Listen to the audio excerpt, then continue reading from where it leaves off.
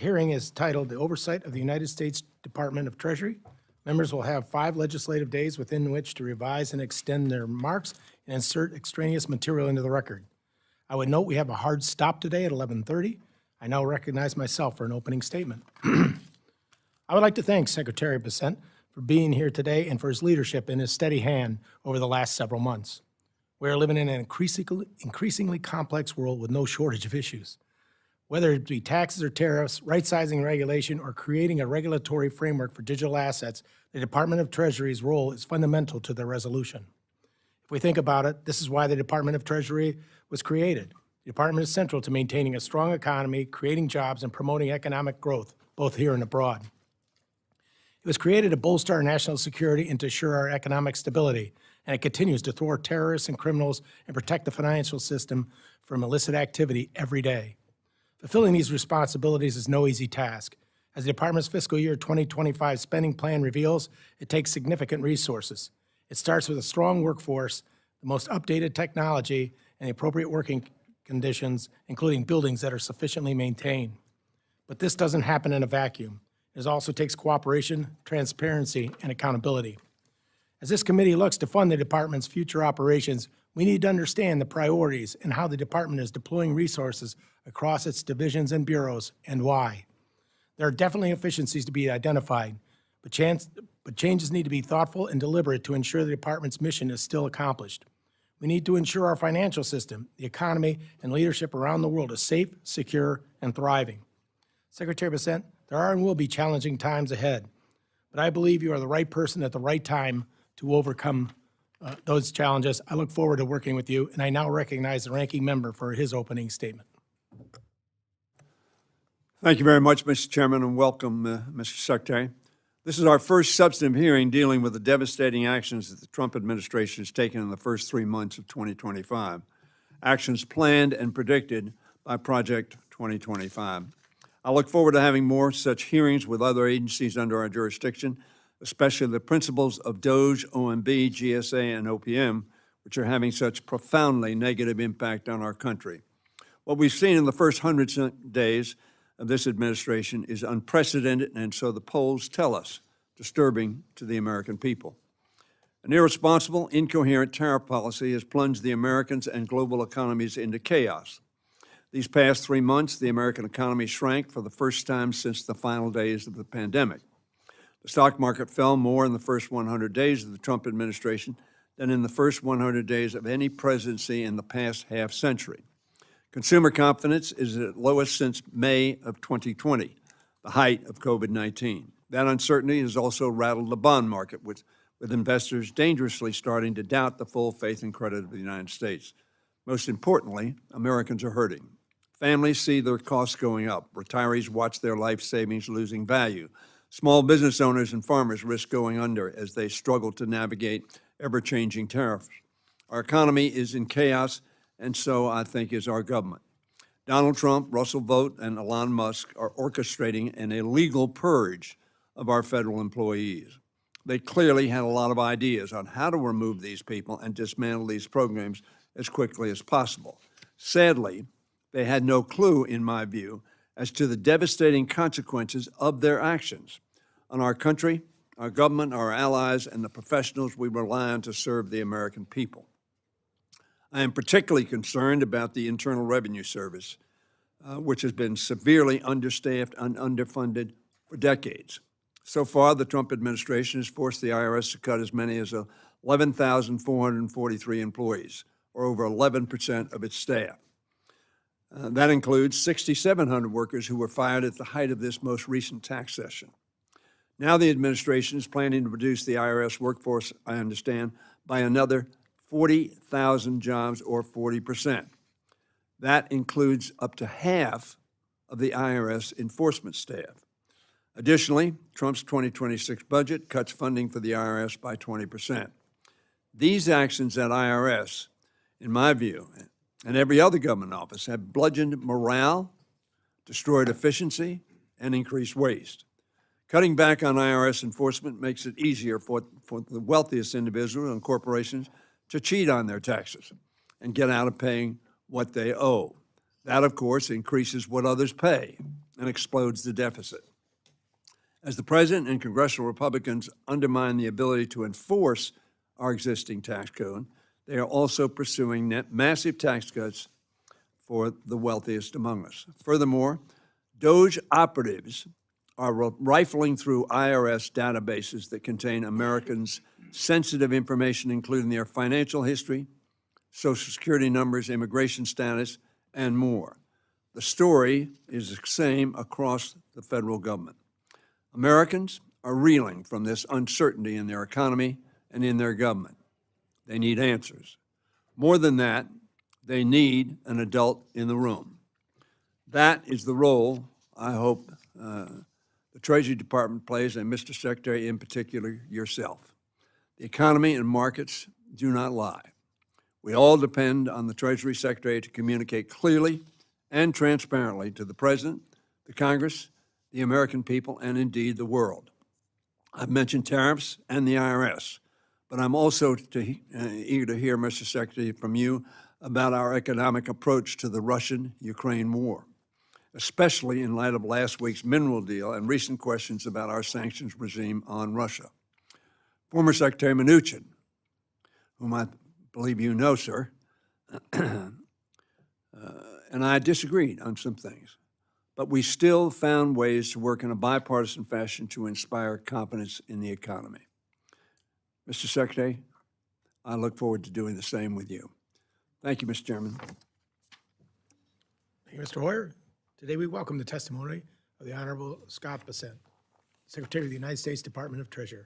Secretary, without objection, your written testimony will be entered into the record. With that in mind, we ask you to please summarize your opening statement in 5 minutes. Good. Thank you, Mr. Chairman, Congressman Hoyer, Ranking Member, Chairman Joyce, Ranking Member Hoyer, and members of the subcommittee. I'm grateful to join you today. Treasury is eager to work with members of Congress to fund key priorities to strengthen our economy, and we look forward to coordinating with you on the President's budget as soon as it is released. Today, I wish to highlight the Department's efforts to boost U.S. economic growth, improve government efficiency, and target illicit actors that threaten our national security. The core components of the Trump economic agenda are trade, tax cuts, and deregulation. These are not standalone policies. They are interlocking parts of an engine designed to drive economic growth and domestic manufacturing. Tax cuts and cost savings from deregulation raise real incomes for families and businesses. Tariffs create an incentive for reshoring jobs and fair trade. And deregulation complements tariffs by making it easier to invest in energy and manufacturing projects. Already, this agenda is bearing fruit. In the first 100 days of the new administration, 464,000 new jobs were added to the economy. In April alone, over 177,000 American jobs were added, more than 40,000 more than economists predicted. All the while, unemployment remains low while real hourly wages continue to grow. As important as spurring job growth is wrangling inflation. And in this endeavor, the administration continues to make tangible progress. The CPI for energy goods declined in March, as did the price index for core goods. And the CPI for all items declined for the first time since the COVID pandemic. While the cost of goods is decreasing, so are energy prices. Complementary to our efforts to grow American prosperity, we are focused on improving efficiency across all levels of government, but especially the IRS. We just concluded a successful tax filing season, but the IRS still needs significant reforms to deliver efficient and cost-friendly results for the American people. In this endeavor, we have successfully cut $2 billion from the IRS IT budget without any operational disruptions. We achieved these cost savings by eliminating, renegotiating, and de-scoping wasteful IT and professional services contracts and addressing long-standing inefficiencies, such as auto-renewed licenses unused for years. This intervention alone will save taxpayers hundreds of millions of dollars each year. We are also taking steps at the IRS to reduce administrative costs with a particular focus on paper processing, which has been a long-standing bipartisan goal. Last year, the IRS spent approximately $450 million on paper processing, with nearly 6,500 full-time staff dedicated to the task. Through policy changes and automation, Treasury aims to reduce this expense to under $20 million by the end of President Trump's second term. In addition to making government more efficient, Treasury is committed to working alongside the White House to make America safe again. To that end, we have launched a maximum pressure campaign against violent cartels and terrorist networks. We have assessed tens of millions of dollars in civil penalties against organizations facilitating money laundering along the southern border, and by leveraging sanctions, we are choking off the financial lifelines of terrorists, criminals, and hackers from Mexico and Guatemala to China and Iran. In the first 100 days of the new administration, we have set the table for a robust economy that allows Main Street to grow. With Congress and the White House working hand in hand, we expect to see even more positive results over the next few months. Key to expanding economic opportunity for all Americans is making the Trump tax cuts permanent. We look forward to working closely with the members of this committee to pass this bill into law. Together, we can build a stronger, safer, and more prosperous America. Thank you. Thank you, Mr. Secretary. I now recognize myself for the first questions. Secretary, let's fast forward a year. Where do you see the U.S. with respect to tariffs and the overarching strategy? Do you anticipate all trade deals being bilateral, or could there be multi-country trade pacts of which groups of countries agree to a tariff schedule? Mr. Chairman, this will be path dependent on our trade partners. As I've said before, there are 18 very important trading relationships. We are currently negotiating with 17 of those trading partners. China, we have not engaged in negotiations with as of yet. So I expect that we can see a substantial reduction in the tariffs that we are being charged, as well as non-tariff barriers, currency manipulation, and the subsidies of both labor and capital investment. So that is proceeding very well. Many of our trading partners have approached us with very good offers, and we are in the process of renegotiating those. With the economy, I would say that this is a three-legged stool: trade, tax, and deregulation. Trade was first. The House, according to Speaker Johnson, expects to move their portion of the bill over to the Senate on or about the Memorial Day, so we're looking forward to that.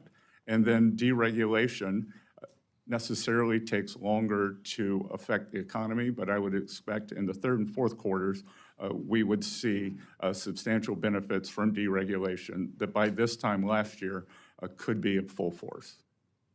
We've seen a few numbers discussed in terms of how many countries with whom you have started tariff negotiations. What is the actual number, and what is the status of those negotiations? How many deals do you anticipate by the end of the year, in the first quarter of 2026 or the second quarter? And what are the biggest challenges you see to negotiating tariffs and getting trade deals done? Again, sir, approximately 97 or 98% of our trade deficit is with 15 countries. 18% of the countries are our major trading partners.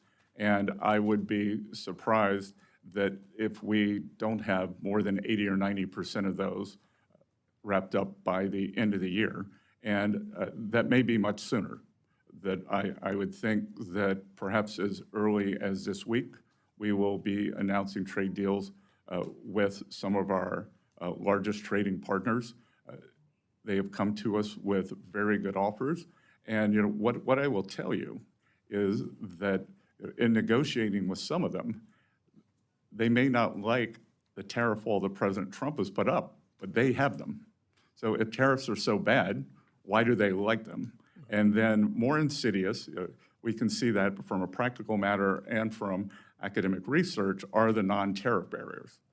if you were to look, prior to the escalation, I believe Chinese tariffs are only 5%. So clearly there's something else going on if they're accumulating these gigantic surpluses. The president released his skinny budget for the year, fiscal year 2026 on Friday. Budget calls for approximately $2.5 billion cut to the IRS.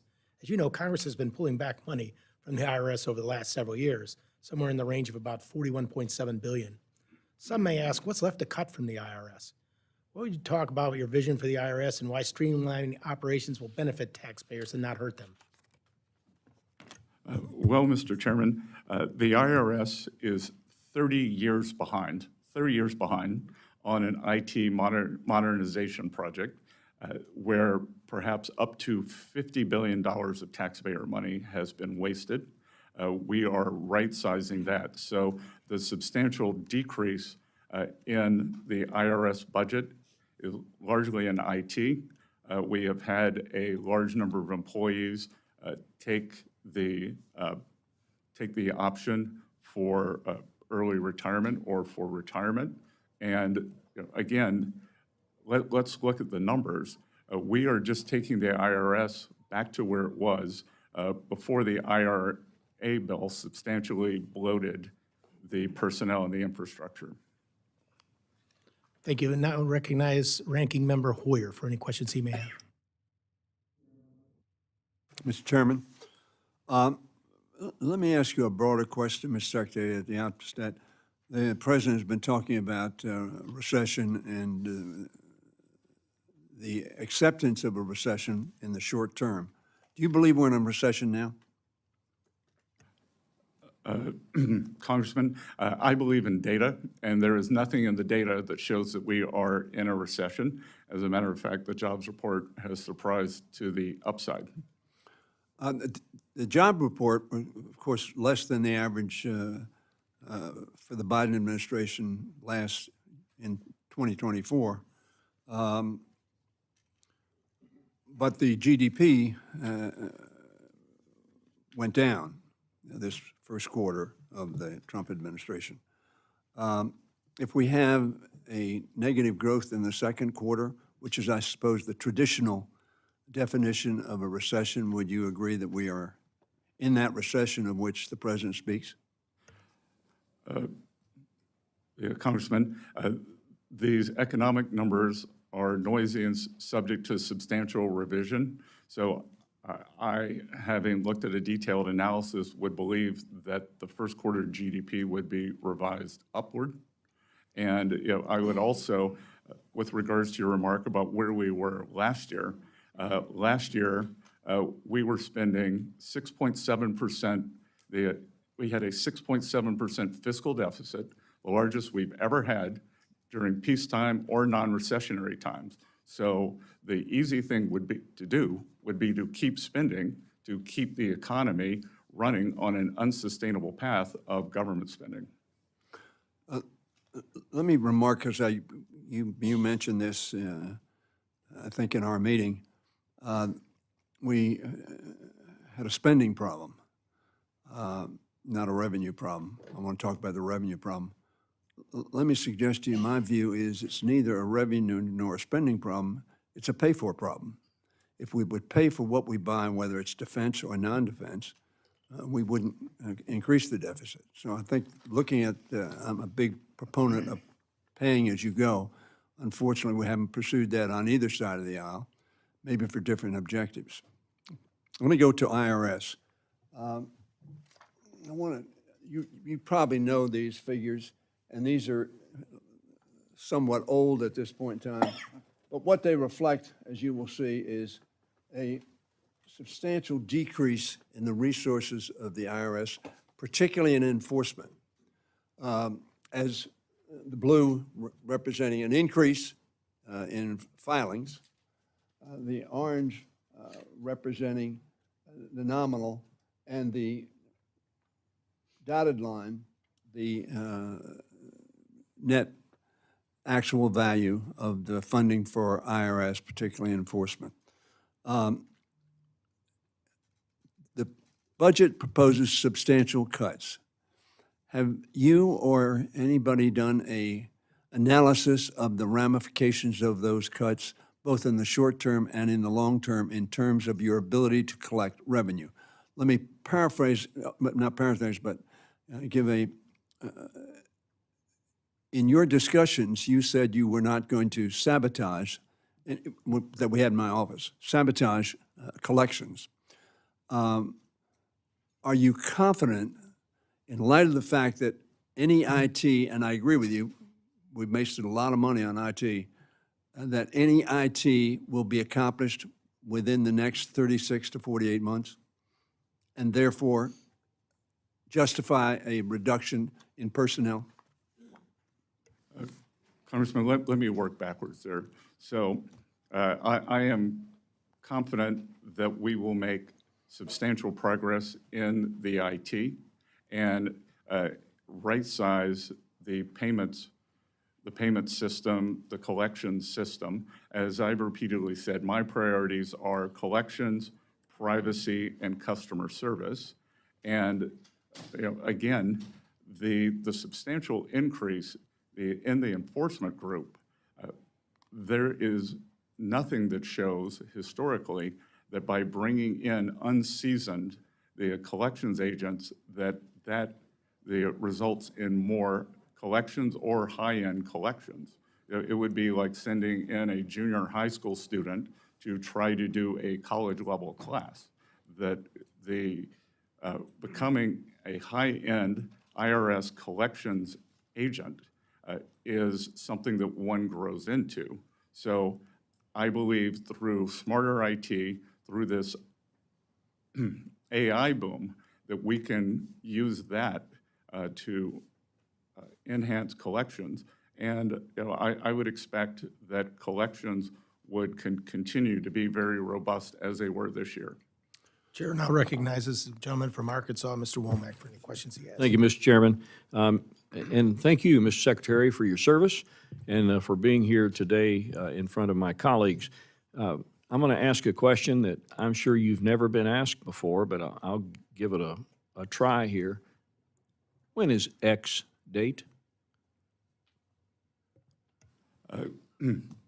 Congressman, we are, as I said earlier, we still take in a large amount of the paper returns. So every Friday, I get a summary, and if you can believe it, as you know, tax day was April 15th. We are still tallying that. So that we will share with Congress when we believe we are approximating that date. So that will be forthcoming. But I will tell you, just as an outfielder running for a fly ball, we are on the warning track. And when you're on the warning track, it means the wall's not far away. So it's not today, may not be next week, but it is fast approaching. And of course, the United States government will never default. That we will raise the debt ceiling, and Treasury will not use any gimmicks. We will make sure that the debt ceiling is raised. You have already answered a couple of questions about the president's budget, and I'm going to ask maybe a little differently. The president's budget request for fiscal 26 looks very different from President Biden's budget just last year, and I have been a longtime proponent of getting our fiscal house in order, and I applaud the president's attempt to get our fiscal house in order. During my tenure as chairman of the House Budget Committee many years ago, I co-chaired the Joint Select Committee on Budget and Appropriations Process Reform, and many of our recommendations are included in Trump's request. It's no secret we're heading toward a big and needed change within the federal bureaucracy. That said, his budget request for the Treasury is $11.5 billion compared to FY25 enacted at $14.2. Now that's a 19% decrease. You've already mentioned that we have savings achieved in contracts regarding IT services and this sort of thing, and we've saved the American public a lot. But you've also said that IT remains one of our biggest challenges, particularly within the IRS. So how is it that you're going to operate with a smaller budget that still serves the needs of the American people? Sir, part of that has been bringing people back to the office. So on March 10th, we reinstituted a work from your office program. And again, I think it's going to be efficiency. We have asked for more money for many of the priorities. The Treasury Foreign Intelligence Network and the Office of Foreign Asset Control, OFAC. So we will be keeping the American people safer. And again, we think through efficiency gains, the federal government historically does not have productivity increases. And as I've continually pointed out, DOGE is the Office of Government Efficiency, not the Office of Government Extinction or Eradication. So I think that it is not a big leap to do much more with less. Are there $2.5 billion worth of efficiencies? Well, again, just two of it is in the IT department. And if you were to look, Treasury processes about 1.5 billion payments per year, which is like a mid-sized U.S. regional bank.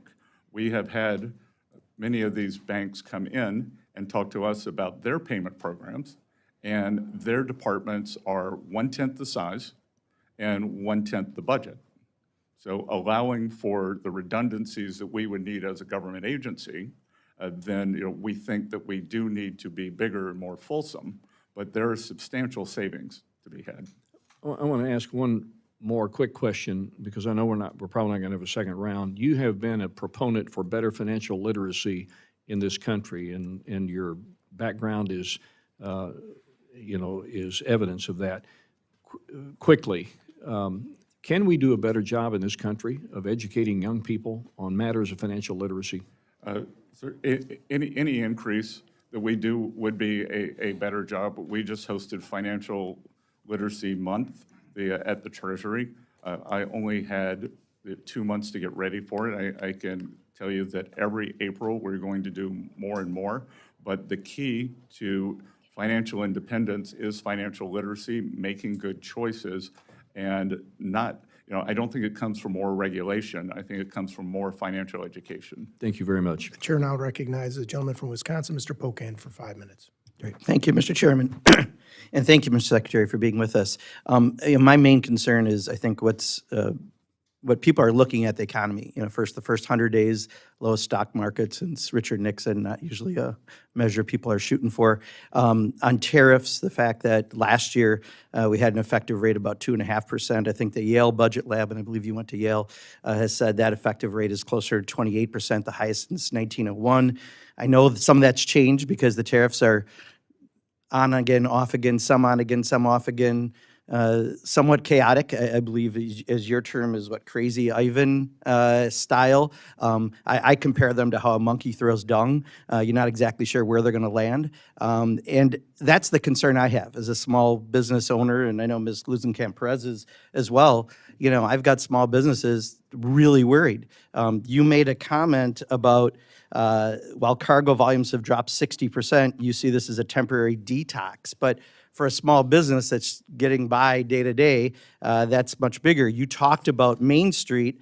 We want to finally focus on Main Street, not Wall Street. I think you were at a global investor conference in Beverly Hills yesterday. That's the cocktail party where you mentioned the Crazy Ivan theory. And before that, you were at a J.P. Morgan Chase World Bank private investor summit. All those things are not Main Street, right? Main Street is an auto body repair, a specialty printer. So my concern is on the tariffs. Who pays tariffs, Mr. Secretary?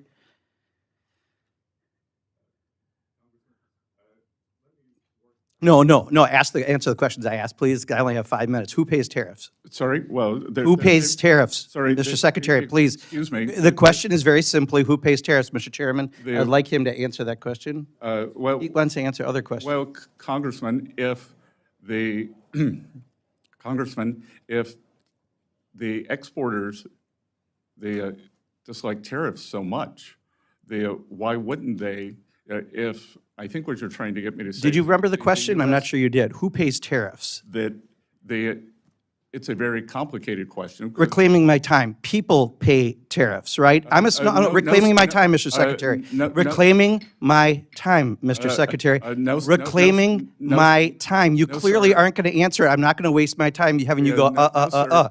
Mr. Secretary, The reclaiming, exporters can Mr. pay Chairman, tariffs, I asked the reclaiming my importers can pay time. Tariffs.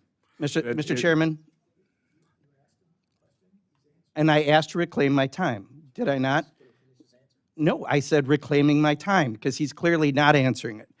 So, yeah, so as a small business owner, and unfortunately, I'd like that time back since you failed to recognize me for 30 seconds. So I just recently, from one of my suppliers, got the tariff surcharge on things. And in addition to the tariff surcharge, guess what else got raised?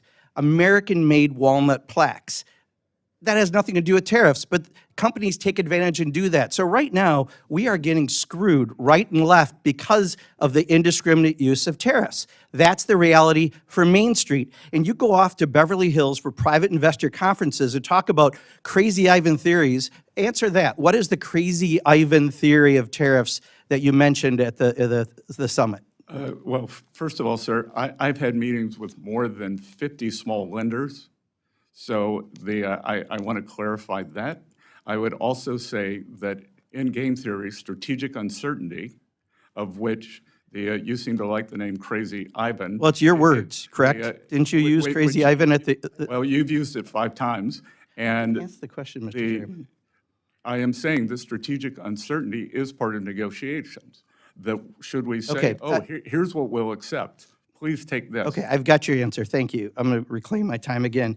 So for a small business, we don't have that luxury, right? When the ports are empty in California and we can't get goods and people are stocking up for Christmas goods, Crazy Ivan is great for, please don't take this offense, really rich people like you, but for people like me, it's not, right? That's what makes small businesses fail. That's what makes people lose their jobs. That's what makes the stock market tank. So I'll ask one more time, who pays tariffs?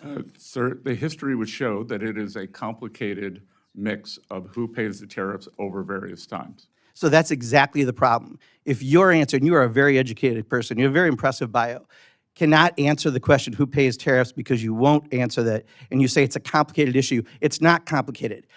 Consumers pay Trump's tariff tax. That's the reality. And I'll yield back, Mr. Chairman, but I do think next time if I ask to yield back, I would appreciate having my time yelled back. Chair now recognizes the gentle lady from Iowa, Ms. Henson. Thank you, Mr. Chairman. Good morning, Mr. Secretary. Thank you so much for taking the time to come and answer our questions. I appreciate what the Trump administration is doing to try to level the playing field for American consumers and restore our economy to where it needs to be. So I really appreciate the work that you were doing to make that happen, Mr. Secretary. And I certainly, as an appropriator, recognize the importance of making sure that every tax dollar is spent appropriately, and I appreciate your opening comments as such. So with that, the GAO estimates the federal government loses between $233 and $521 billion annually to fraud. Those are alarming numbers, hard-earned tax dollars just wasted. President Trump has certainly acknowledged the absurdity of this level of waste, and he signed Executive Order 14249 to protect America's bank account against waste, fraud, and abuse. And I was proud to support this effort by introducing a piece of legislation to codify that, the Protecting American Taxpayers from Wasteful Spending Act.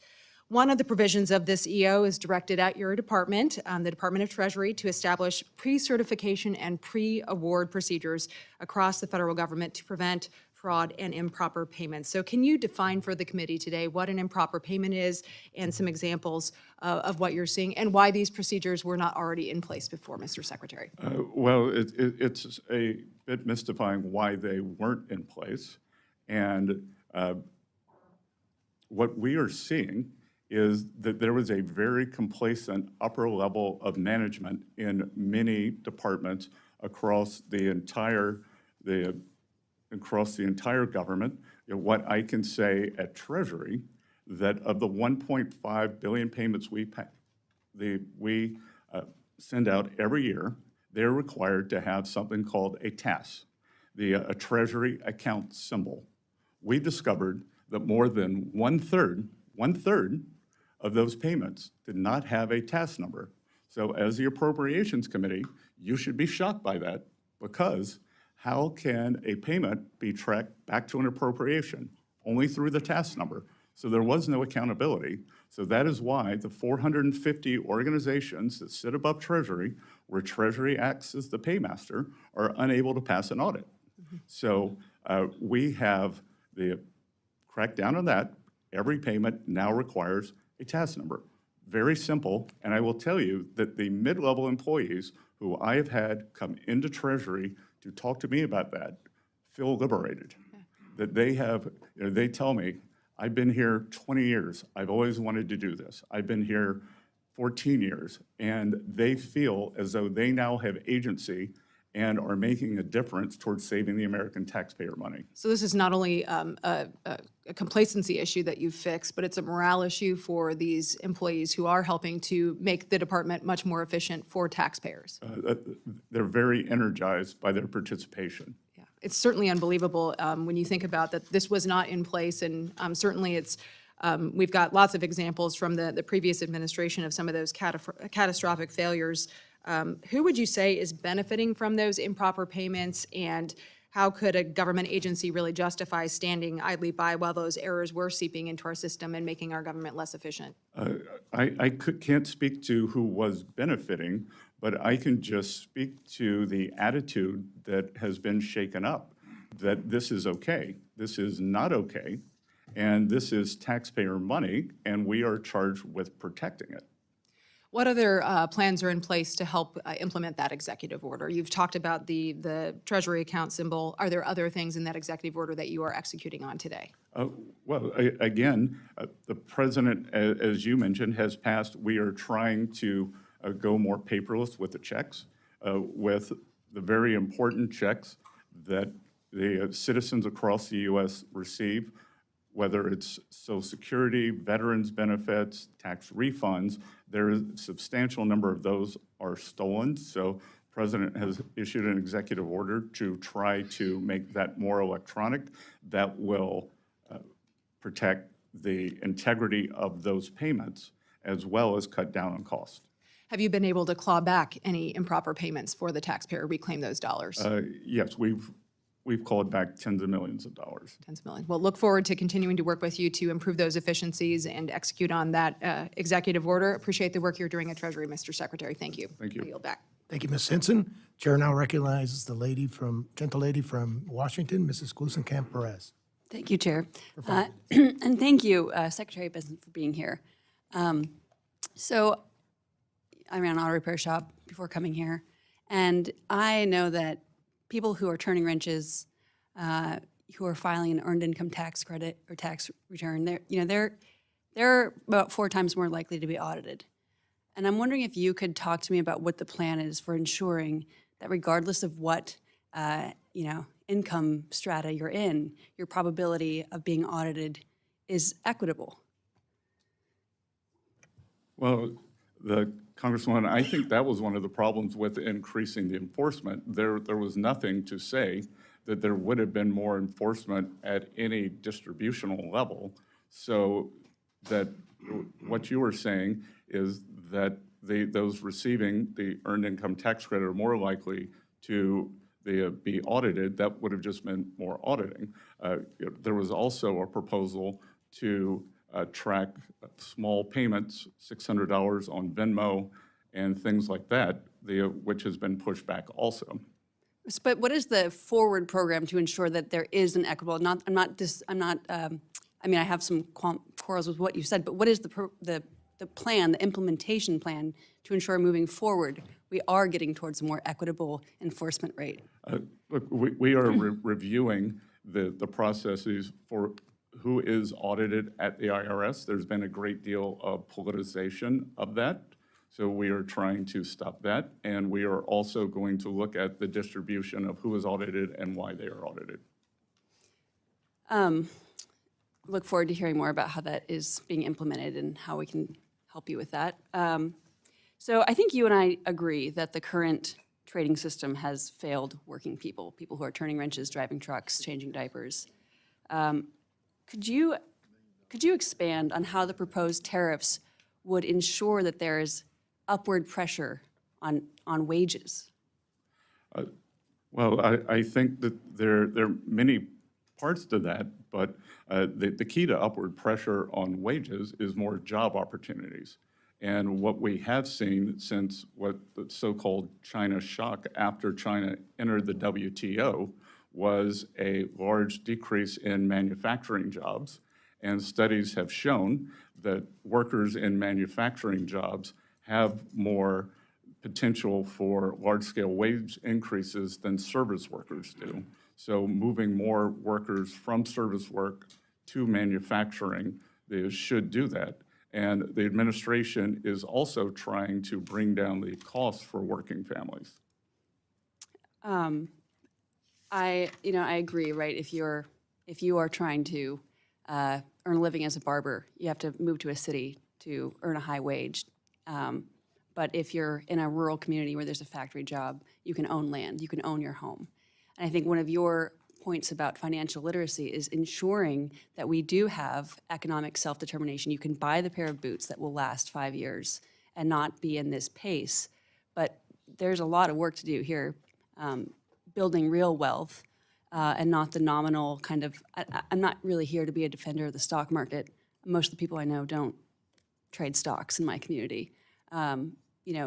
It's a question of being able to own land, having that capital access to start your own business, and frankly, some of the antitrust work to ensure there's a level playing field for small businesses like mine. I'm hearing from constituents who have questions about their tax returns and are having trouble getting a real person on the line to speak to. What can we do? What is your plan for decreasing wait times, for having somebody be able to actually talk to a human being when they call the IRS? Well, again, this goes back to my three priorities: collection, privacy, and customer service. So we are moving money into customer service at the IRS. And it's almost imaginable that the phone banks had the same number of operators 24/7, 365 days a year. So if one of your constituents called on Christmas Eve, they'd probably get through because there were so many idle phones. If they called on April 14th, there was no surge to help them. So, as President Trump has repeatedly said, this is a common sense administration. So we're going to have common sense for the IRS. Playoff season is from January 15th to April 15th. Game days April 15th, and we're going to make sure that it's better staffed then. Thank you. I yield back. Thank you very much. Chair now recognizes the gentleman from Texas, Mr. Cloud, for his 5 minutes of questions. Thank you, Chairman, and thank you, Mr. Secretary, for being here. I think it was Albert Einstein who said that you can't solve problems with the same kind of thinking you used when you created them. And that's one of the things I certainly appreciate about you and the Trump administration and what you're bringing to the table. For a long time, we've seen the managed decline of America, and while many who run for positions that we hold will campaign on the need to do something, what we've seen is too often, and even because some of the politicking we've seen today, for the sake of politics, we've not been able to do the big, hard things that we need to change course and get us out of the $36 trillion debt pathway and growing pathway that we're on, leading to that wall that you talked about. The American people have watched this all play out, realizing that their nation's been in decline and seeing what they thought was kind of the promise that if we put the experts in charge, they would run the government, we would have a regulatory pattern that worked, the wealth gap would close, America would be strong, and that has not happened. What did the experts get wrong that you're correcting?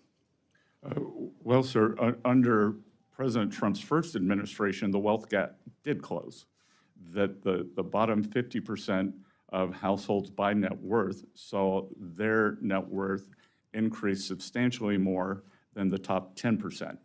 And we are aiming to do that again. That under President Trump's first term, hourly workers' wage gains were higher than supervisory workers. And look, what people got wrong was the shock. And there was this terrible policy of, it was essentially compensate the losers. And I do not think that the American workers are losers. They were simply cast aside as the necessary collateral damage in this unfettered free trade. And the free trade is not always fair trade, and we can see that from the large surpluses that these countries are accumulating on the other side. So we are aiming for fair trade to bring back high-paying, precision manufacturing jobs to the U.S., and we are doing that. We're using tariffs, but we were also using the substantial deregulation, energy dominance, so we want to continue to make the U.S. an even more attractive location for manufacturing. It's interesting you talk about manufacturing. I think it was in 2008, the intelligence community put out a report. I talk about it a lot because they said the greatest transition of wealth, power, and influence is happening right now. And this was some years ago. They said we expect it to continue, and it was going from the Western countries to the Eastern countries. And they said it was happening because we were sending manufacturing overseas and we were sending oil and gas revenues overseas. And yet they said it was like an unsolvable solution, yet we have the Trump administration who's coming in and solving what seems to be not an easy solution, but a very clear solution in bringing manufacturing back and bringing oil and gas back. And appreciate it. I wanted to ask you, because there was a comment about the bond markets, and certainly that's really is a concern. We need to make sure that they stay strong and that the dollar stays strong. Are the bond markets more affected by the tariffs and the concern we see in them now? Are they more affected by the tariffs or out of control debt and the fact that Congress can't seem to get our fiscal house in order? Well, you know, I will tell you that the large stock of government debt is why I'm sitting here now, as opposed to back in the private sector. I became so alarmed by what was going on under the previous administration, this deficit that we had, highest ever, that when we weren't at war or weren't in a recession, and it's unsustainable. And I thought it was deeply cynical, and if we'd done it, if we'd continued it, then we would have gone into a malaise where we couldn't grow ourselves out. We would have probably been forced into looking more like a European-style economy, very high government spending, lack of innovation, and lack of mobility. And that would matter for us here at home, but certainly even for the world, because we've kind of been the innovation engine of the world. Yes, sir. But what we've created in the U.S. is this barbell economy, and the Trump administration is attempting to remedy that. On one side, we have financial services and the tech sector, which are forward-looking and the envy of the world. On the other side, we are a natural resources economy led by energy, which the previous administration, they stopped permitting for LNG facilities. But the arc in between is what we are missing, are these manufacturing jobs, and that's what we are trying to bring back. Thank you, Mr. Secretary. Thank you. The chair now recognizes the gentleman from Maryland, Mr. Ivey, for 5 minutes of question.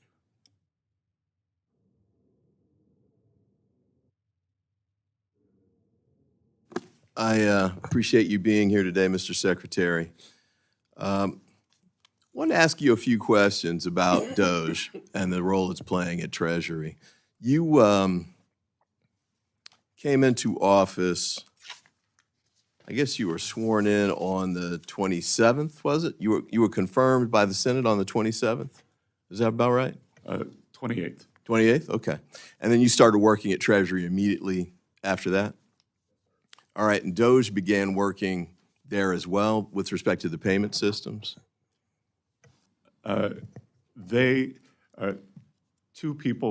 Two individuals from DOGE who were actually Treasury employees were on site. Okay. And I believe you were approached by the highest-ranking career official at Treasury, David Lebrick. Am I pronouncing his name correctly? I believe it's Lubrick. Lebrick? Okay.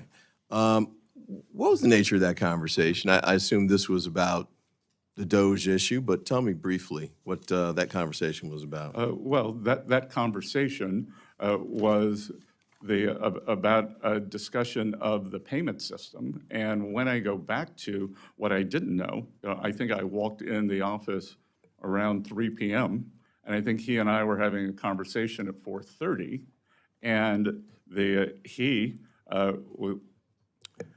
I got to ask for the short version. Oh, no. Okay. But you know, I will tell you that when we were talking about the tasks, that it was people like this individual who were hitting send on the payments. So, you know, I've come to find out that he's part of the Okay, I problem. apologize. I'll have to get that later from you. Yep. Feel free to send in substance of the discussion in a letter. But I guess what I was going to ask was, you just mentioned there were two people who were working with respect to DOGE at the time. Yes, sir. And Mark Elez was one of those? I'm not sure. Not sure? You're not familiar with that name? I don't recall that name. I interviewed Tom Kraus and personally recommended him to work at Treasury. Okay. Well, Mr. Elez had worked at Mr. Musk's SpaceX company. And the Wall Street Journal issued a story, I think around February 7th, that talked about statements that Mr. Elez had made in the prior year. One was, you could not pay me to marry outside my ethnicity. Another was that he wanted to normalize Indian hate. A third was, just for the record, I was racist before it was cool. And another was, I just want a eugenic immigration policy. Is that too much to ask? This man resigned shortly after that article was published, but you don't recall him being there? Congressman, I did not recall that individual's name, but that individual was terminated. He was terminated, okay. Well, I appreciate that. Although it appears that he then later turned up that he was rehired, I guess, and that he's Not continuing. by Treasury, sir. Okay, but he was continuing to do work for DOGE, but in this instance, HHS and 3 other departments? You have no idea. I didn't follow his career. Okay. Wait, you didn't catch J.D. Vance saying that he didn't think he should be terminated? Did you miss that too? I don't recall that. All right. Do you recall Mr. Trump saying that he should have a second chance? I don't recall that. No, okay. And do you recall Mr. Musk saying he should be given a second chance as well? No, sir. All right. Well, I guess the main question too here is, what exactly was the vetting practice that you had in place before you brought on these 2 people and gave them access to the payment system, which is $6 trillion? Well, sir, they did not have access to the payment system, or perhaps we have a different definition of access. They only had read-only abilities, and they were there for tech support to look at the payment system, the ERP system, just like any private enterprise. Is this an individual that you would have brought on even in that capacity if you'd known that he'd made these statements prior to him becoming part of that team? Congressman, that I think it's very difficult to monitor everyone's social media. That's not what I asked. before they're If you hired. knew that he had made these statements, would you have brought him on in the capacity that he had at the Department of Treasury? I think the Office of Personnel Management would have flagged that. Would you have brought him on? Sir, again, I'm not going to speculate. The chair now recognizes the gentleman from New York, Mr. Lalota, for his 5 minutes. Thank you, Mr. Chairman. Good morning, Mr. Secretary. Good to be with you this morning, sir. I'd like to use my time to talk about taxes and trade. As head of Treasury, you advise the president on taxes and trade, sir? On both, sir. Among many other things, Yes. of course, yes. And Mr. Secretary, in your estimation, how did President Trump's 2017 signature tax bill affect American job creation, employment, and wage growth? Mr. Vice Chair, it provided a substantial non-inflationary impetus to the economy, which resulted in real wage gains on a non-inflationary basis for the American people and a robust economy. I would add, I'm with you 100%. I'd add some data into there. 4.9 million jobs between the passage of the tax bill and the COVID pandemic. Employment rates dropped from the 4s to the 3s, and we had a lot of wage growth, especially within the middle class. And that sets me up for my next question. Congress now is considering extending those tax cuts, which expire at the end of this calendar year. Would that be a good idea, Mr. Secretary? Congressman, what Congress is considering is making them permanent, which is a better idea. We're considering a lot on that tax bill. We're also considering SALT, which I think is an awesome idea as well. But nevertheless, on the greater bill, public polling suggests that you're right, and that 8 of 10 Americans agree that extending those tax cuts are a good idea, recognizing that they help grow wages, they help lower employment, and help personal wealth. But I want to use the remainder of my time to talk about trade policy, Mr. Secretary. Is it true that America's trade deficit is about $1.2 trillion? Approximately, yes, sir. And with China, Mr. Secretary, about $300 billion? Yes, and I believe it may have increased slightly. Yeah. And Mr. Secretary, what impact does China's exploitation of child labor and near slave-like labor, what impact does that have on the trade deficit? Well, sir, that it creates an unlevel, aside from the values problem that Americans do not believe in this behavior, that it creates an unfair trading advantage. And we can see that from the size of the deficit, but more importantly, from the size of the large surpluses they're accumulating.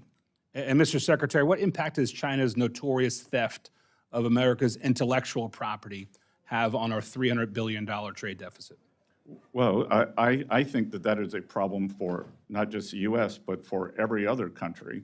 And to the extent that they are able to leapfrog, whether it's with technology, whether it's with products, then that creates a huge advantage that has given them, it's back to one of the cornerstones of the problem of trade, that if you don't have to spend money on R&D, then you can spend it on manufacturing, cheap manufacturing. And Mr. Secretary, are tariffs a tool to reduce America's trade deficit, specifically with China? Yes, sir. And are they also a tool to protect American jobs, Mr. Secretary? 100%. And Mr. Secretary, you could probably tell by how far I sit in the dais, I'm somewhat new to Congress, but yet hypocrisy still offends me. And there's a lot of double talk and hypocrisy in this town. And I'm going to read you a couple of quotes, Mr. Secretary. I'd like you to tell me if you think President Trump or somebody from the administration has said it, or if you think Senator Schumer has said it on tariffs. Quote, "Tariffs are a necessary step towards addressing the unfair imbalance of China's trade relationship with the United States." Did Schumer say it, or did Trump say it? I would imagine the president. Schumer said it, sir. Schumer was just a year ago, in February 2024, talking about tariffs being the answer to combat some of those issues in China, specifically ripping off our intellectual property and exploiting slave labor and child labor. Well, Congressman, I would also note that the many government officials, including presidents, were also in favor of a border wall until President Trump was. Good point. That leads me to my second question. Who said it, Schumer or Trump, that tariffs are vital to protect American workers, American manufacturers, American innovation, and our national security? Who said it, Trump or Schumer? I would imagine it was the ranking member. It was the Senate Minority Leader, Chuck Schumer, said it. And like what you said, it was cool until Trump got in office, and now he's opposed to it. My time is about to expire, Mr. Secretary, but I want to commend you for fighting for American middle-class workers. I do think that extending the tax bill with a couple of tweaks like SALT is important. I do think that fighting for our middle-class workers are important, and I implore you to stay on the right path, sir. Good. Thank you, Congressman. Thank you for getting that SALT plug in, Mr. Lalota, twice. The chair now recognizes the gentleman from Georgia, Mr. Bishop. Thank you very much, Mr. Chairman. Thank you for being here, Secretary Bessent. I wanted to ask you some questions about the reports that the administration is cutting IRS workforce roughly in half with a goal of 50,000, including many of the frontline enforcement positions. A recent study concluded that this would result in a loss of $19 billion in foregone revenue just in 2026 and up to $350 billion over the next decade. Such substantial cuts in staffing could cause reductions in voluntary compliance as taxpayers will feel emboldened to cheat on their taxes. And an IRS official previously testified that a simple 1% decline in the compliance rate translates into $30 billion in lost revenue for the government. If the administration is truly concerned about reducing the federal deficit, as you indicate, why would it consider staffing reductions that reduce the IRS's capacity to collect much-needed revenue that could be used to reduce the deficit or pay for critical services? A recent Treasury Inspector General for Tax Administration's report indicates that the IRS compliance workforce would be drastically hit 31%, with revenue officers 18%. They are paying the maximum taxpayer compliance responsibilities that are needed for revenue for the government.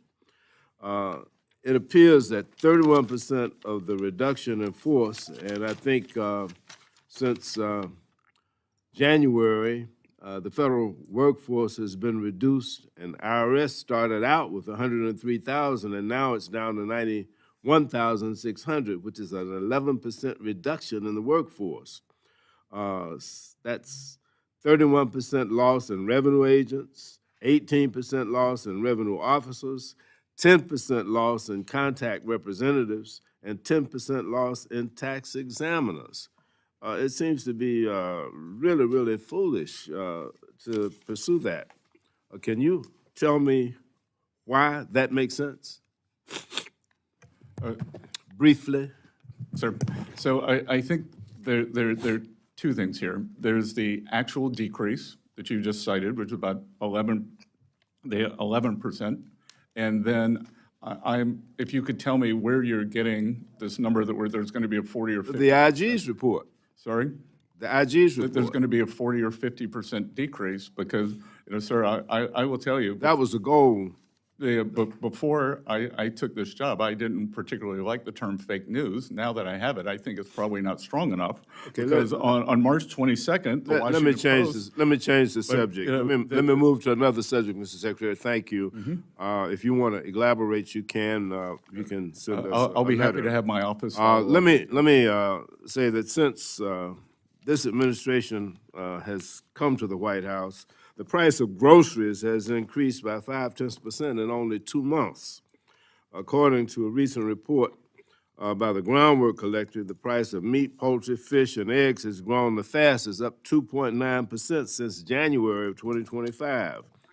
Eggs at a record high of $6.23 a dozen, up from 26% in January 25 alone. What is the administration doing to bring down the cost of food? What is the administration doing to ensure that the impact of the tariffs don't disproportionately fall on our nation's farmers? I've got a list of headlines from farmers all across the country that are complaining about the impact of the tariffs on their capacity to sell their products. Can you tell me what the administration is doing to bring down the cost of food? Well, a couple of things, Congressman. First of all, you may or may not know I am a farmer. Secondly, that we inherited a momentum. Food prices, like monetary policy, have long and variable lead times. The price of eggs was up substantially during the Biden administration. It has been brought down 52% in the past few months. And It just went up the last 2 months. I just told you. no, sir, I think that's not 100% Since January. accurate. And finally, We are 26%. we are bringing down energy cost, and energy cost, transportation is one of the single biggest factors in food pricing. So diesel prices across the country have come down, and that will result in lower food prices. Chair now recognizes the gentleman from North Carolina, Mr. Edwards, for any questions he may have. Thank you, Mr. Chair. Mr. Secretary, thanks for being with us this afternoon. Earlier this year, I co-sponsored a bill, the Anti-CBDC Surveillance State Act, that would prevent the Federal Reserve from issuing central bank digital currency. Many of the folks that I represent are concerned about the security of such a currency and the privacy of their information were such a currency to be used. Can you give me your perspective and maybe the administration's perspective on the place for digital currency? Sir, we believe that digital assets belong in the private sector, and my personal view is that having a central bank digital currency is a sign of weakness, not strength, because really the reason, if there is a reserve, say a reserve manager or a foreign central bank holds US dollars, then there is a wide variety of US assets they can invest in.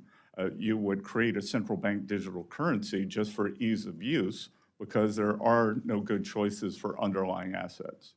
And so you're saying you would not be in favor of the Federal Reserve issuing such a currency? No, sir.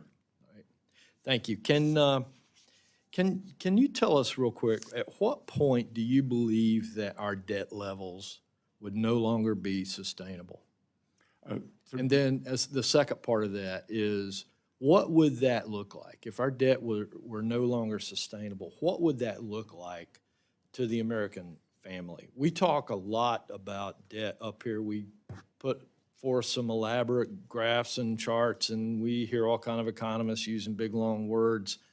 I need to be able to describe to the people back at home what that might look like in their lives were we no longer sustainable. Well, it would look like a sudden stop in the economy as the credit would disappear, as markets would lose confidence. And I'm committed to that not happening. And again, a tipping point in debt sustainability is very difficult to pinpoint, but what is not difficult to pinpoint is a trajectory. And the trajectory is unsustainable when and if the markets were to rebel against is very difficult to know. I think, just as I talked about the warning track for the X date, I think it's very important not to go on the warning track, and we've got to get to the other side of this and start reducing the debt. And the debt numbers are indeed scary, but the Secretary Yellen and I both agree that it is the debt to GDP that is the important number. So we are trying to both control the absolute level of debt, pay it down, but also grow the GDP. And so I applaud your approach towards the debt. Give us an idea of where is that tipping point? How close do you think that we might be to that? Again, sir, I think what the market, having been in markets for 35 or 40 years, what the market is more concerned about is a trajectory.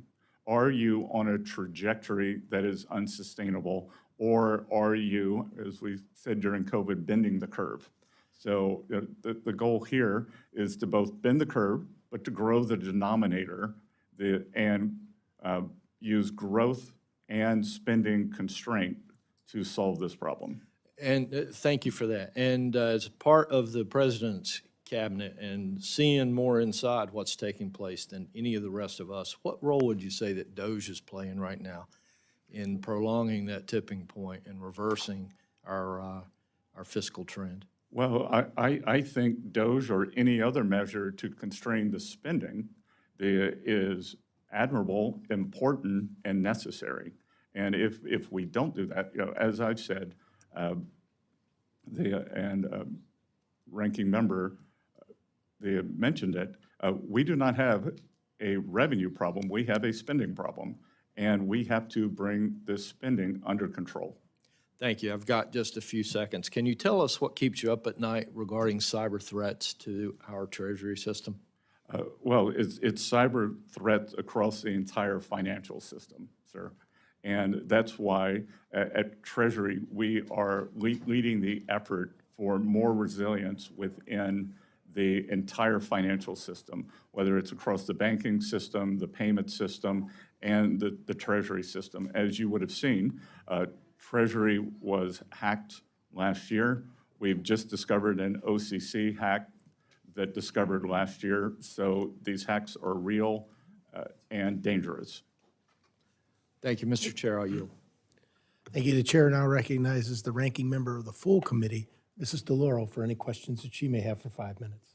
Thank you very much, Mr. Chairman. My apologies for being late, and apologies to you, Mr. Secretary, but lots of hearings happening here. So just a couple of points, and I want to ask my question. It's just a follow-up on this IRS piece. I think it's very interesting that, well, first of all, I totally disagree with you, Mr. Secretary. We have a revenue problem, and that's where the IRS comes in. And we think about the debt. We think about the $2.3 trillion that was the debt really built up with the tax cuts to the wealthiest and the biggest corporations in 2017. We're now looking at an additional $4.5 trillion in tax cuts, which are making their way to, again, the richest and to the biggest corporations. That is debt, and that is something that I don't know about yourself and others in the administration who refuse to see that kind of debt. And the almost unbelievable piece of this is the IRS 2024. We invested in it, able to recover more than $1.1 billion from roughly 1,600 millionaires.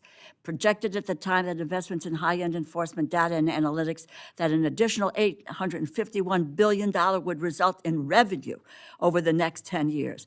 The Inspector General has said IRS lost 30% of auditors under Elon Musk's illegal purge.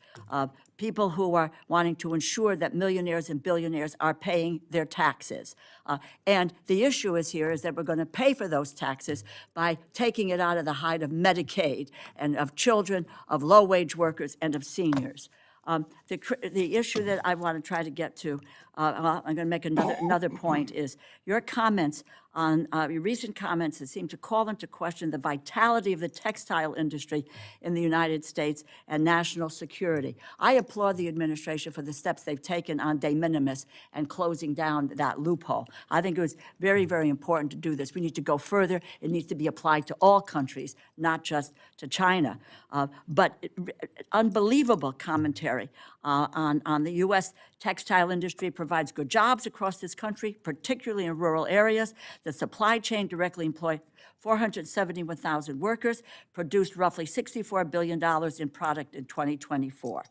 Let me get to my question with only 2 minutes to go here.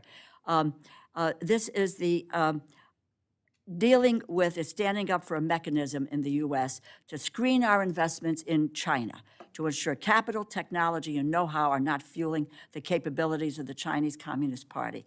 I've had a bipartisan bill to do that for years, helped negotiate the bipartisan bill that nearly passed last year, and I strongly support executive action to address the issue. In fact, we got appropriated funding for Treasury to implement the executive order on outbound investment. Mr. Secretary, I understand that the administration is currently reviewing the executive order. There's a clear bipartisan consensus on the need for an outbound mechanism of that screening regime. Let me ask you, do you support the implementation of such a regime?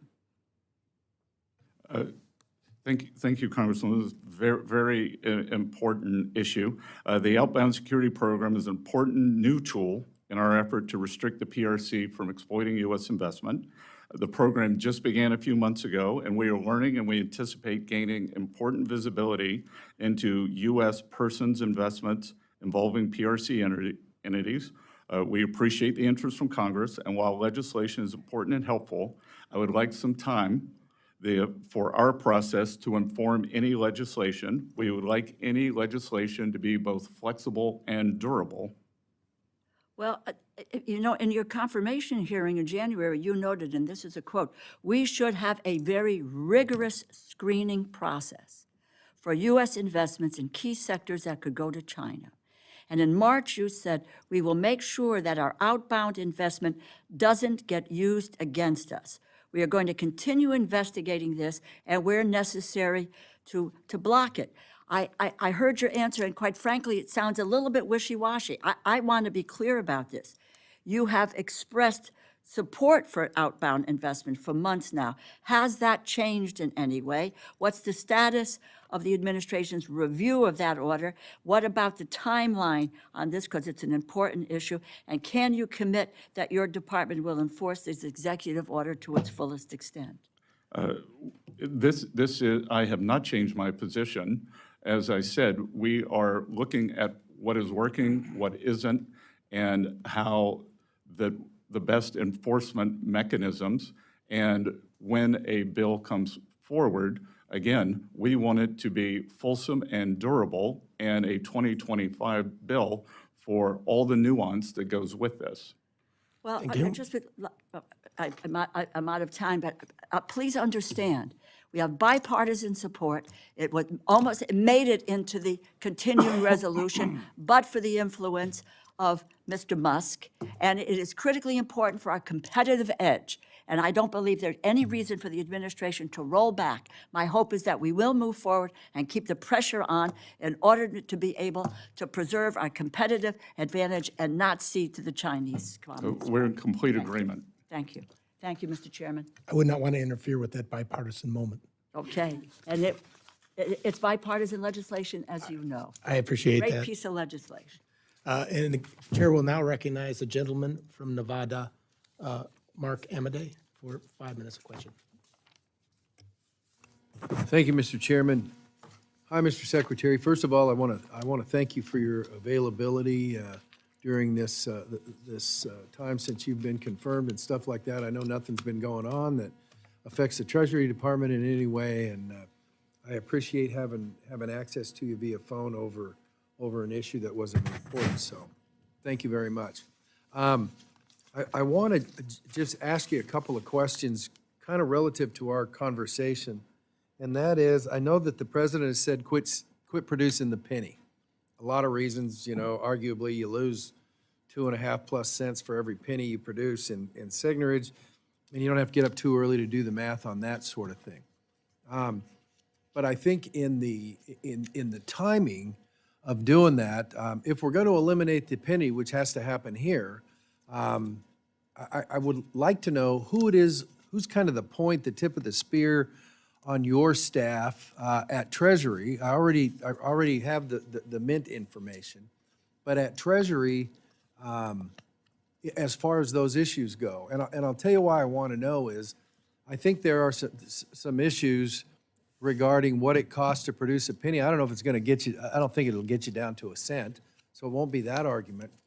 But quite frankly, stacked up behind it is what it costs to produce a nickel and what it costs to produce a dime.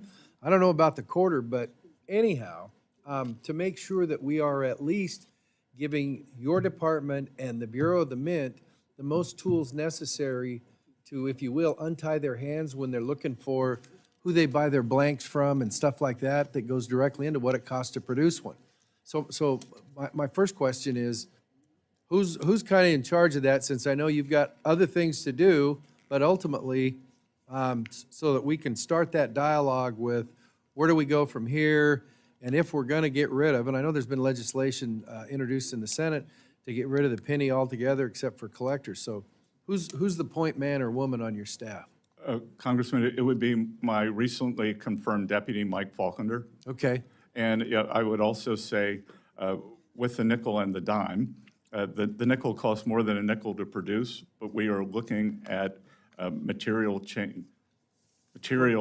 changes in the materials that would reduce the cost to or below a nickel, and then I believe the dime is profitable. And I guess that brings me to there is legislation you might want to warn your recently confirmed deputy. HR 1278, bipartisan, gives you guys the chance, without coming to us every time, to basically make changes in the middle of that sort of stuff so that you can keep ahead of those sorts of things. So if you would, unless it's sitting here, whatever, it's like, hey, we're gonna be calling you up. The idea is to solve the problem, if it's solvable, and move on from there so you guys can do other things with your time. Yes, sir, we've been reviewing that. Good. Glad to hear that. So have you taken a look at the Senate bill that says no more pennies? And I guess other countries have rounded up to the nearest 5 cents. And my research says, well, it wasn't the end of the world, so. Well, sir, we are also encouraging rounding down. Okay, that's good. Great answer. You know what? I'm going to reward good performance. I yield back, Mr. Chairman. Certainly appreciate that, Mr. Amade. I understand you have the hard stop at 11:30. I'd like to honor that. I want to be fair to my fellow committee members, though, in doing so. Not all of us will be eligible for a second round, but certainly my ranking member, Mr. Hoyer, would request that he have a chance to ask you another question before the stop. Of course. Mr. Secretary, first of all, let me say that I believe the Congress is being taken for granted in the policies being pursued. I think, frankly, some illegal things are being done. Not by you, I'm just talking about the administration in terms of federal employees. I represent 77,000 federal employees who came here to work for the government, and that's why they're here. I've worked very well with Republicans throughout my career, which is now in its 45th year. I want to do that some more because I think that's the best interest of the country. I believe you're one of those who has a shot at keeping us on a somewhat even keel. I mean that as a compliment, but obviously it's also a concern.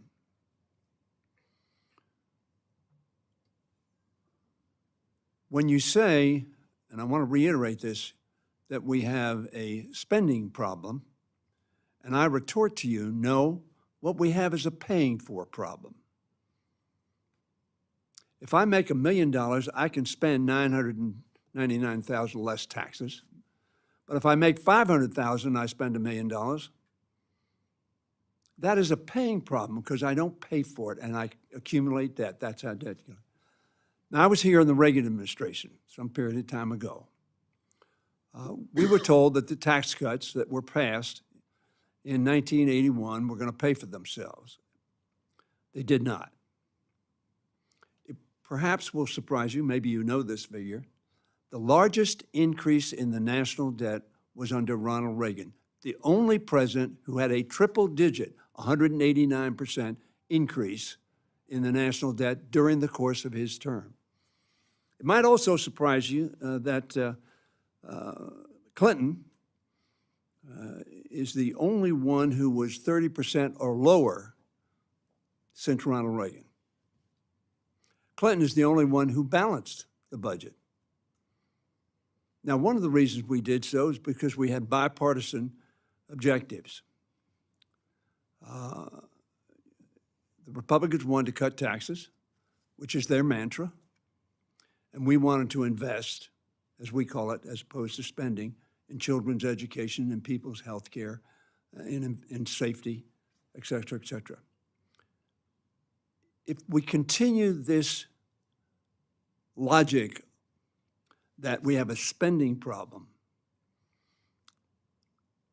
and discount taxes as spending, when we did the tax increase under in 2017, you may recall, the Republicans gave themselves a $1.5 trillion headroom. The reason it was limited to that is because the senator from Tennessee wouldn't go higher than that. So in other words, a $1.5 trillion unpaid-for headroom to give a tax cut. That is spending, because you're cutting prices while increasing costs. That's what causes deficits. Some of my Republican friends, I'm a strong supporter of national defense, but I do not delude myself that raising $150 billion in national defense expenses don't cost taxes. We don't have $150 billion to either cut taxes with or to spend money with, so we borrow. And when my friend talks about hypocrisy, we all know if you spend more than you get, you go into debt. And that's what we do as a country, on both sides of the aisle. And we need people like yourself to be honest with those with whom you work and honest with the Congress of the United States in terms of the ramifications of the actions. I know you are a strong supporter of permanent increase. You're not a strong supporter of paying for it. And you can cut all of non-defense discretionary spending, and you won't get there. And this game that Mr. Musk has played, he had no sense of the ramifications of the actions he's taken. He knew how to do it. He was prepared. As one article in the Atlantic Journal said, the blitzkrieg, which our speaker calls flooding the zone, been pretty effective at that, just trying to watch where the ball is and see if you can respond. But, Mr. Secretary, I have a lot of questions. I'm going to send them to you, ask them to you, and I would like to take some time with you on that. I have great respect for your background and your abilities. And I am really praying that you will bring a voice of reason and rationality to our deliberations. My time is over, and I appreciate the chairman's forbearance. But this is serious business. Very serious business. And I agree with you. A $37 trillion debt is not sustainable. And we all have to do it, but we have to do it together. That's the only way it will get done. Thank you, Mr. Chairman. Thank you. Do you have a response, Mr. Secretary? Congressman, thank you for that. And I would note that while President Reagan substantially increased the defense budget, the Clinton administration was able to capitalize on the peace dividend. But as you said, the defense budget dropped dramatically post the fall of the Iron Curtain, which contributed to the fiscal soundness. And through, as you said, through bipartisanship, working with Speaker Gingrich, they worked together. So I would hope that we could do that again. Which, by the way, cost Gingrich's job. The right wing of his party was incensed that he did that. And what it did was had a rational policy because both sides participated. So, the senator from Tennessee is actually my neighbor. So I see him quite often. And look, there are ramifications here. And You're not talking about any current senators from Tennessee. He's left. No, I know. Yeah, okay. Senator I want to Corker. make sure we had the right Tennessean. Senator Corker. Yes. Yes, is my neighbor. Uh-huh. So, and I look forward to inviting a bipartisan solution. Thank you, sir. And with that, our time is concluded. I'd like to thank you, Secretary Bessent, for being here today. There may be some members, as the Ranking Member Hoyer has indicated, who have questions. They're going to submit those questions for the record. And we ask any of the, please submit those questions to the subcommittee staff within the next 7 days. I would ask that you try to respond to them within the next 15 business days after receipt. Thank you. With that, the subcommittee stands adjourned. Thank you.